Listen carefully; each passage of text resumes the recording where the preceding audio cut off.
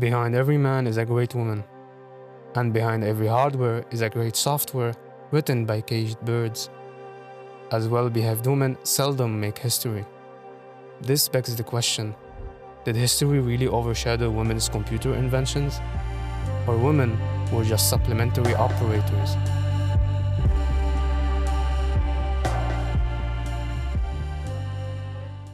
It is 1943. Germany brought Europe on its knees. Black leather dominated the land, and roaring Stukas disciplined the air. England is still suffering from the Blitz. Thousands of civilian casualties and lack of manpower meant it is time for fresh legs. The stakes have never been higher, because the are knocking on London's doors. The war is escalating. England had to break the jaws of the whale. To do so, you must understand what makes him so powerful, as the had big guns and large muscles, but they can only get you so far into the war. Their secret was information. Information plays a vital role in battles. It could determine your triumph or utter defeat, and World War II would prove that, as robust encryption gave Germany the upper hand. It protected war plans and military secrets. Their encryption was the Lawrence cipher, designed by the Lawrence Company for the German army. It is considered unbreakable and more secure than the Enigma. England's goal was simple: turn the tides of war by breaking and decrypting the Lawrence cipher, resulting in a war of deception. Preparations began by the British Secret Service. 50 miles north of London, they bought Bletchley Park, making it the headquarters of the upcoming miracle. They called it Station X. But to create a miracle, you need miraculous recruits.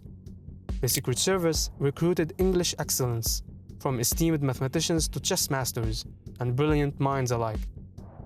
Given that it is a war of information, secrecy was paramount. Every member swore to silence, making Station X the largest code-breaking establishment with the smartest people the world has ever seen. So how do you create a miracle?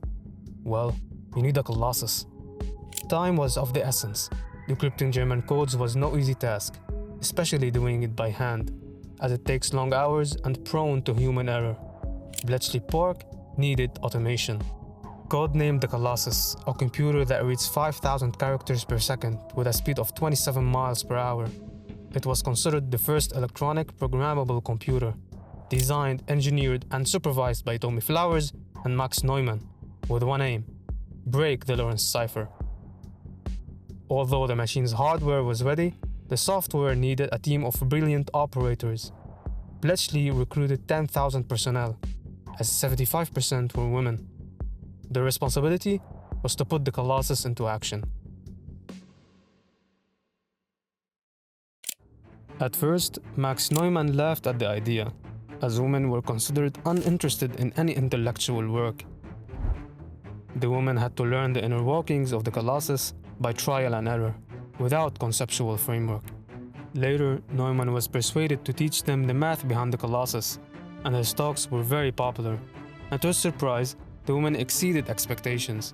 They mastered the machine to the point that they were tasked to build the 9 other Colossus computers part by part until the end of the war. Their work was impeccable. They decrypted more than 63 million German characters, deceiving the Germans about the attack on Normandy. As a result, the Germans decreased their defenses, making D-Day a successful ambush by the Allies, turning the tables on the Axis and shortening the war by years. Colossus was now ready for Operation Overlord, the biggest invasion the world had ever seen. The Allies were intending to deceive Hitler about where the invasion would take place. They planned to make the Germans think that an attack on Normandy was simply a diversion. Through double agents, the Allies leaked the word back to Berlin. It would be up to Station X to see if the deception was working. The Germans were deceived for a very long time, far more than we expected and far more successfully. But we also got a bonus, if you like. That is, we knew they were deceived. Despite the glamorous results, the responsibilities weren't. The women were the beating heart of Bletchley Park. They were responsible for keeping the machines running 24/7, which meant tiring hours in unpleasant surroundings, requiring them to stand up for 3 8-hour shifts. But their stories are incredible. One woman, Mavis Beatty, an English codebreaker, used her skills in German romantics to break a message between Belgrade and Berlin. That enabled to work out the wiring of the unbreakable ABVA Enigma. Another woman, Jane Fawcett, was assigned to the decoding room in Hut 6. While decrypting the Enigma keys, they discovered that it was referring to the Bismarck battleship that detailed its current position and destination in France. The battleship was destroyed the next day. However, she stated that the room had the harshest conditions, dimly lit, poorly heated, and poorly ventilated, and the woman worked long hours under extreme pressure. Finally, Joanne Clark, a cryptographer who worked with her friend Alan Turing on the Enigma machine. She increased the speed of double encrypted messages that enabled the Allies to break the Italian naval codes. But unlike many of the men, her decryption technique was not named after her. When she was promoted to a higher salary grade, there were no positions in the civil service for the females. Unfortunately, she was listed as a linguist instead. 30 years after the war had ended, the Colossus was showcased to the public. Sadly, the men got all the credit, and the women, despite making up 75% of personnel, they were dramatically underrepresented. But women's immense contribution to computers did not start during the events of World War II. It started a century before, also on English soil. 1815, the year the first computer programmer was born. Ada Lovelace, child of a famous English poet, Lord Byron, who died when she was only 8 years old. On top of that, she was constantly suffering from illnesses, from headaches that affected her vision and unexpected paralysis. Sadly, she was also deeply hated by her mother, as she reminded her of her husband, constantly calling them insane. Despite the pain, Ada lived with relatives and found salvation in academia and pursued her studies in mathematics and logic with perseverance. At 17, she began to showcase her supreme mathematical skills, and like her father, she possessed a silver tongue. She combined her scientific and social skills and formed close ties with famous minds, leading her to a work relationship with Charles Babbage, creator of the analytical engine, considered the world's first computer. Her most notable work was her notes on the analytical engine. They discussed the possibility that future computers can abstract numbers to represent not just quantities, but to encode music, characters, and words. Not only that, these notes are considered the first computer program, and the node G diagram is considered the first computer algorithm, earning her the title, the first computer programmer, but it's still up for debate. In November 1852, Ada Lovelace died of cervical cancer. An orphan at age 8 and hated by her mother, she was able to connect with the greatest minds at the time, and she secured a place in history by reshaping how computers can think, inspiring many computer geniuses such as Alan Turing, the man who broke the German Enigma code at Bletchley Park. But women's immense contribution continued, as after World War II, the US were preparing a giant. We interrupt this broadcast to bring you this important bulletin. December 1941, Pearl Harbor has been badly hit, forcing the US to enter the war. But there was a problem. The army needed advanced technology, as there was an urgent need for precise firing tables, as manual calculations were too slow and error-prone. The solution? Computational power. The result was the ENIAC. Designed by John Mauchly and J. Presper Eckert and financed by the US Army, the ENIAC is the first general-purpose computer invented to calculate ballistic trajectories. By 1945, the hardware was ready, weighing around 30 tons, but they needed someone to operate the software. 200 women were interviewed for the task, and only 6 were selected. However, the ENIAC women were warned, as they will not be promoted into professional ratings, which were only for men. And due to ENIAC secrecy, they were not permitted to see the hardware, and had no private quarters to work at. Determined, they sat in empty classrooms at the University of Pennsylvania, studying old sketches and handwriting ballistic software. As a result, they learned the in and outs of the complex machine by crawling to the exact location of the faulty part and fixing it without any guidance from the initial designers.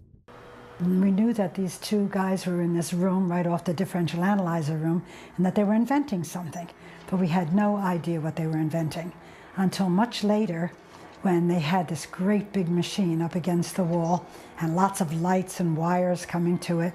And they invited a couple of us in there and said, "Want to see something?" And they took us in. And we said, "What's that?" And they said, "That's going to be the first electronic computer. And that's going to do the work that you're doing in seconds." And so we said, "Yeah, go dream on, you crazy guys," you know. Ironically, although responsible for the software, they developed a phenomenal understanding of the machine's hardware, given their softer work, as the male engineers admit that the girls did the work more rapidly and accurately than they would. Not only that, but they were the only ones who knew how to program the ENIAC in the first place. The ENIAC's 6 primary programmers were Molly Melcher, Kathleen Anontelli, Ruth Teitelbaum, and Francis Spence, and most notably Betty Halberton, the inventor of breakpoints in computer debugging and one of the early developers of COBOL and Fortran. And finally, Jean Bartik, the leader of the group. She developed and codified many of the fundamentals of programming, like subroutines, nesting, that we still use today. But her work, like the other girls, was unrecognized for decades. And in February 1946, ENIAC was finally revealed to the public, and the demo program was set to be prepared by the girls themselves. The demo was a major success. The ENIAC did calculations at immense speeds, demonstrating the potential of electronic computing, leading to the digital revolution. All engineers were congratulated except for the ladies. The only 6 individuals that knew how to program the ENIAC better than the creators themselves weren't invited. They were going to have a public announcement of the ENIAC. Goldstein invited Betty and me out to his and his wife, Adele was there, to his apartment, and he asked us if the ENIAC, if the trajectory was ready to go, and if they could use it as a demonstration for the announcement on the 15th. Well, they went out for dinner with all the people, but guess what? Not the ENIAC women. Betty and I weren't invited. So we were sort of horrified. For whatever reason, those were very happy years for us. And it shouldn't have been, but it was. We were extremely happy doing whatever we were doing at that time. So, did women really build the first computers? Not exactly. The first computers were initially invented and designed by men. But women, such as Ava Lovelace and the women during World War II, expanded and applied these concepts, leading to the computers of today. As they were working under extreme pressure, with barely any formal guidance or manuals. They had to master newly invented machines as fast as possible and on short notice. This required immense patience and problem-solving ability. Their contributions cannot be overlooked. Their work laid the foundation for future generations of engineers, regardless of gender. In a sense, men may have built the bodies of the first computers, but it was the women who gave them their souls.